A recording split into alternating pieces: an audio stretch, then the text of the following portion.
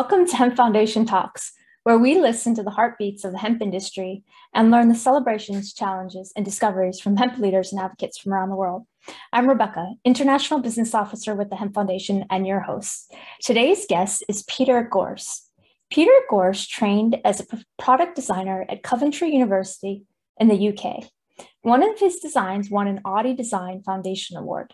Afterwards, he set up his own brand to design products, which included a small clothing collection. These products and clothing were sold via a number of wholesale accounts from Dockers Europe, Paul Smith shops, Selfridges, plus numerous independents. Peter has also gained experience of marketing by filming a promotional video with MTV and appearing on an early morning breakfast TV show called Channel 4's The Big Breakfast. More recently, Peter has had the opportunity to conduct textile research on regenerated cellulose fibers at Cranfield University in the UK.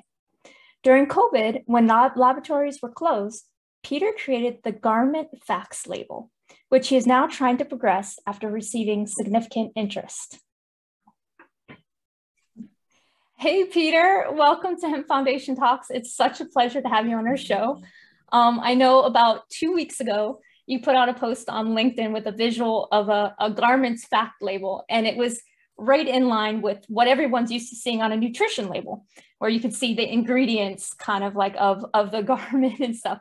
And it gained a whole lot of attention, which I think gives us hope that more people are interested in transparency in the fashion industry and change. You know, people are more thinking about what are they wearing? What is it supporting? What's in the fabrics that I'm putting on my skin? You know, our skin is the largest organ. So please share with us more about your work and what inspired you to create this awesome label. Okay, well, thank you for inviting me. It's a real pleasure to try and explain what happened around this Garment Facts label. So prior to COVID, I was doing some textile research at a local university on regenerating cellulose fibers. And then the lab shut because of the pandemic.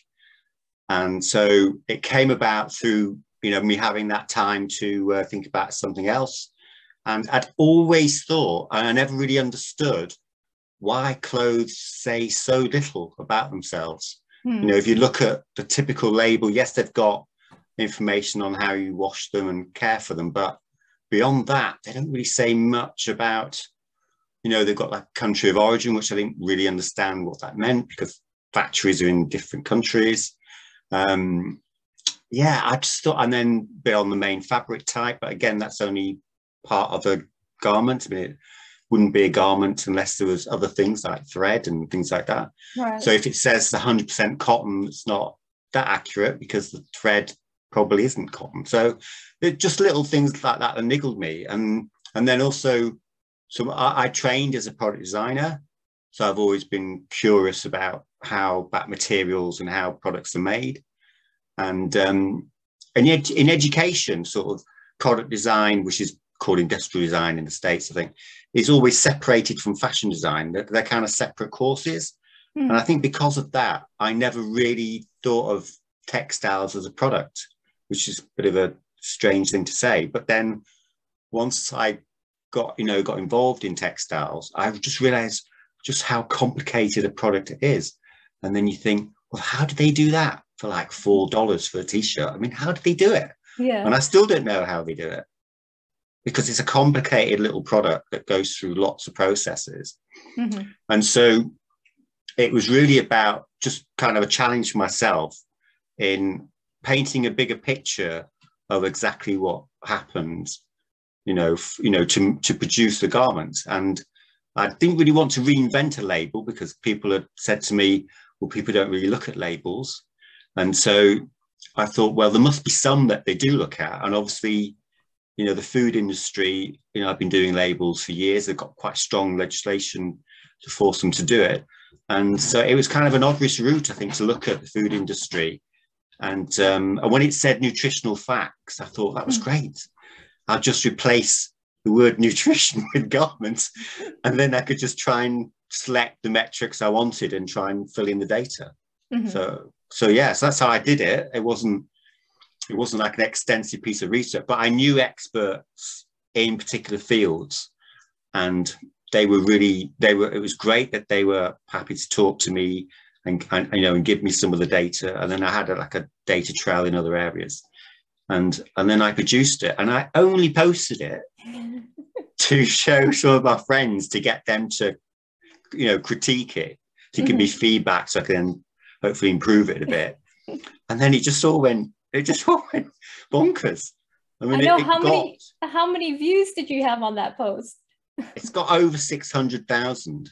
Yeah, and I remember I was talking to you that day. You posted it, and you were up till the middle of the night answering people's messages.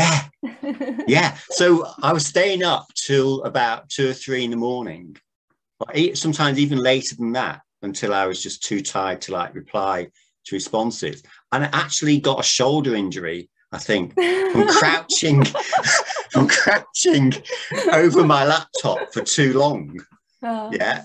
And I've actually got like a bit of a trapped nerve in my shoulder, and I've been in pain ever since that post went out. Oh my gosh.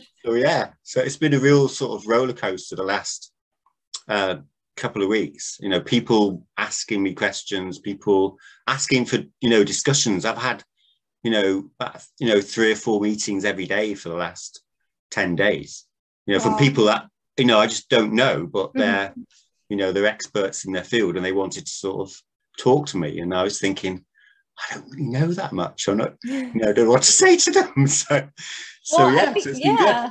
I think you ruffled some feathers, and I think what you've kind of created, that visual, is the next step that we need in the industry. And maybe you can share a little bit more about the details, the points. Like I think you had, on the label, you included what is the makeup of the fabric, any chemicals that were included in the process, the dyes, even you had the distance that the garment was traveled in the supply chain. And so tell me a little bit more, since you put that post out and those things that you chose to put on there, and then you got a lot of feedback from other people. Well, why didn't you have this? Or what about this? So tell me a little bit more of your take on which items should we have on this label? Yeah, I mean, I still really don't know the answers to that, because I knew I'd left out some biggies. I deliberately left out water usage, because I thought that was quite difficult to actually get to the bottom of, because if you think if it's a synthetic fiber, then you've got to include how much water is used to get the oil and gas out of the ground. And it's not usually included in data that's available. So, and I didn't go for carbon footprint, because I thought so many people were already doing carbon footprint, and I thought, I'll avoid it. I'll make life easier. So I guess for me, I saw textiles as something that I didn't want it to be an eco label or a green label. I went for what I thought was an average garment, a simple garment, and the data would then replicate that average garment. So, and to me, it would be about sort of the generalization that lots of chemicals are used to produce the garment. They have long supply chains, so lots of distance to get to the final destination. And also an area that I really wanted to include was that they all shared a lot of microfibers, which I don't think I've ever seen a brand really say to their customers that this is a product that's going to shed a lot of microfibers. And obviously, if you use a lot of chemicals to make them, then in a sense, that's what they're shedding. They're shedding a cocktail of chemicals. And I mean, I think there was lots of, so they were quite difficult to quantify, but there was lots of easier things as well. So I was actually talking to a major UK brand throughout this process, a company that make millions of garments, and they sell them across the UK and across Europe.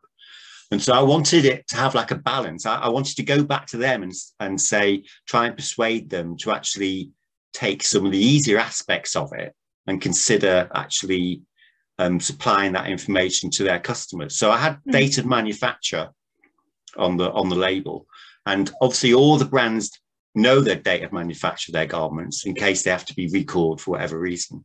Right. And so that, so I went for some quite easy picking. So data manufacturer, I think extended material list. So, going beyond main fabric, including what the thread was made from, including other bits of trim, buttons, zips, exactly.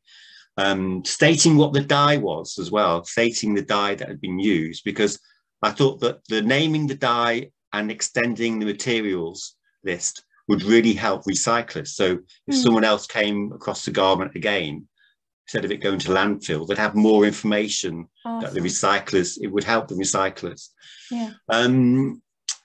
What else was on there? I can't remember.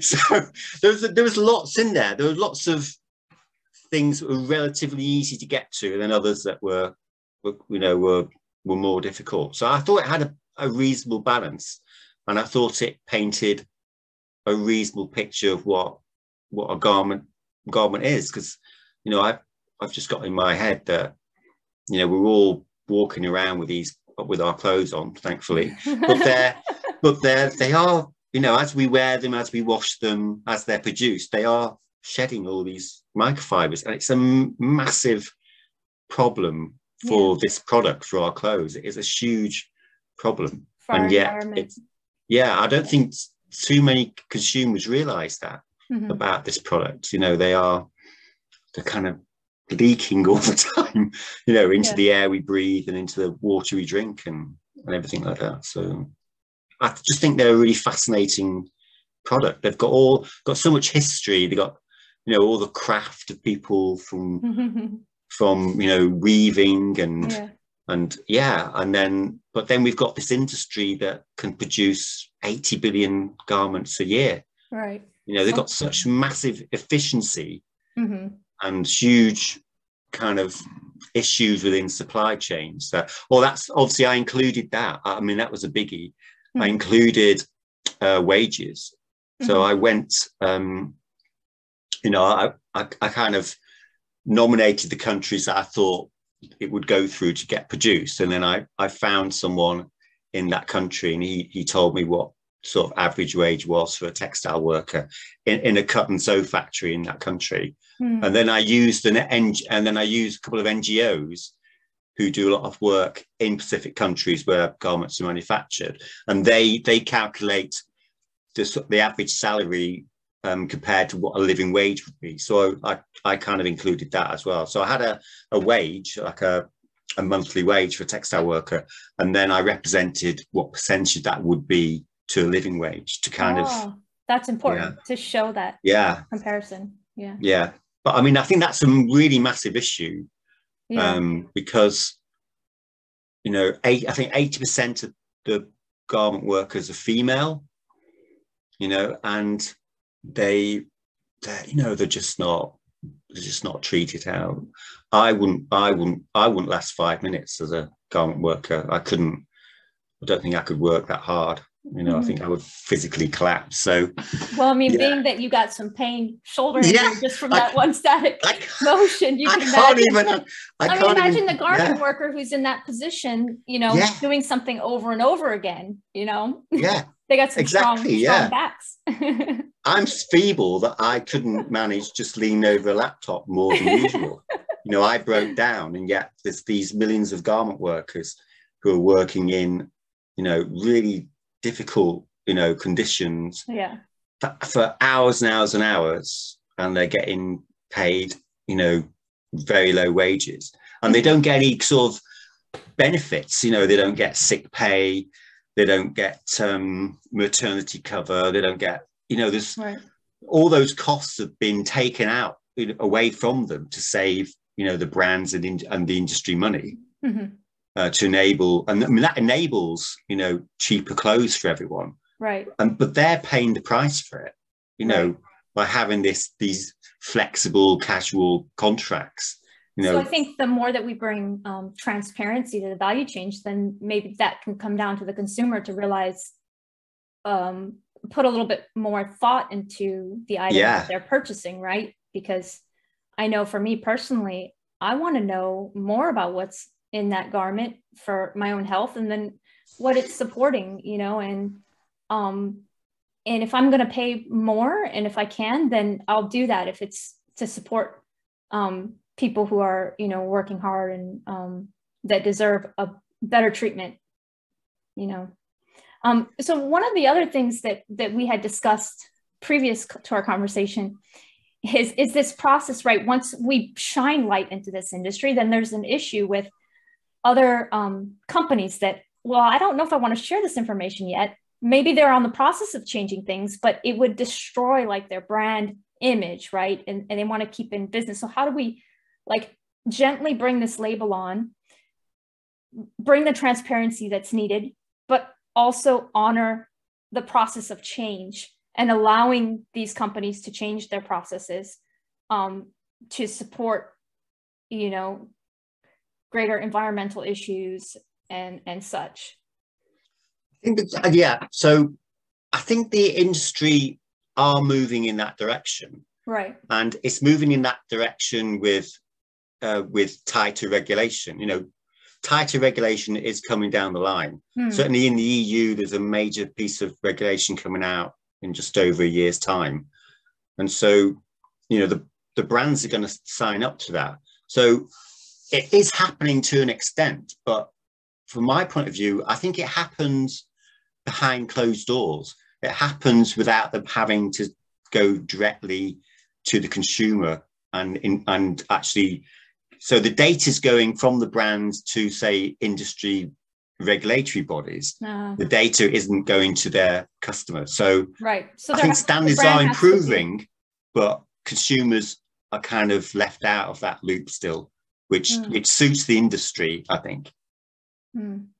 I think the industry still want consumers just to focus on color, you know, style, brand image and trust, and is the garment on trend. I think that's, and then make improvements, you know, by compliance to tighter regulations. So that's how I see it. But when I'm kind of saying, well, I'm not sure. I think consumers should know a lot more, but I don't know how many people agree with me. I think there's a lot of people who disagree with that in the industry, but yeah. So it's going to be difficult to do it because the industry have a pathway to improve their practices, but it's a kind of the opposite pathway to what I put out with this label. And who am I? I just did this label. I mean, it's a $1 trillion industry probably. So, you know, there's a lot of money and power in the textile industry. I don't think they're too bothered about me, to be honest. I don't think they're worried about it. I think you hit it though too. Like it stems down to the regulations that are there, right? And so as things change, which they are, and they have to, because we've already done a lot of damage with, you know, all of these fibers and microplastics that we have now in our oceans and in our fish and in our food supply and everywhere, right? So we're at a place now where we have to change.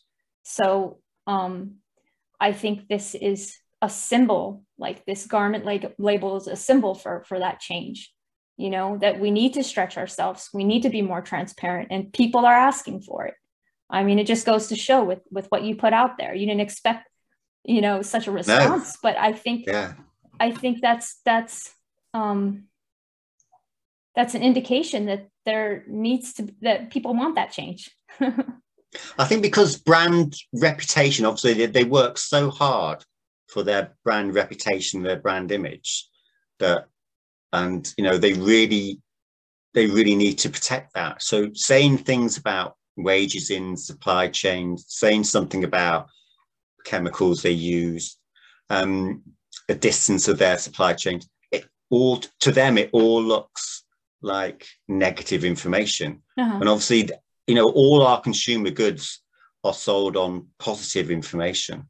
So I think it's a problem not just in textiles, but it's the whole way that we sell consumer goods. I mean, we only sell them on the basis of, you know, a positive aspect of them, right? And everything else is kind of, you know, so, you're right. It's a challenge I think it's a challenge across a lot of our consumer products. It's not just a textile, you know, a garment issue.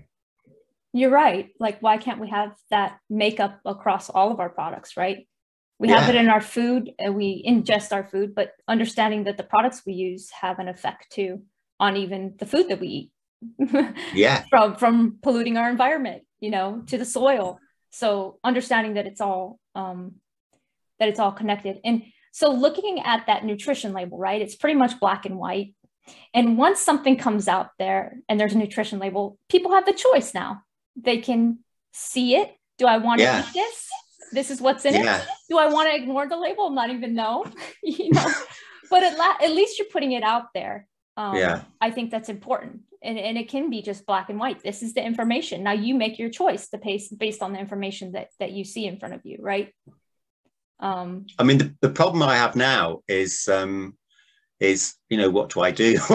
What do I do next? I mean, I just, as I said initially, it was just, I was going to show some of my friends, and we may, I mean, I spoke to you about this. Yes. I said, I wouldn't mind printing just a few t-shirts with it, and then we just go and walk around with them. It wasn't, but now I'm thinking, I've got this kind of short opportunity now for the next 2 or 3 months, maybe, to try and do something with it. But then that brings a whole load of other problems, which, I spoke to you about.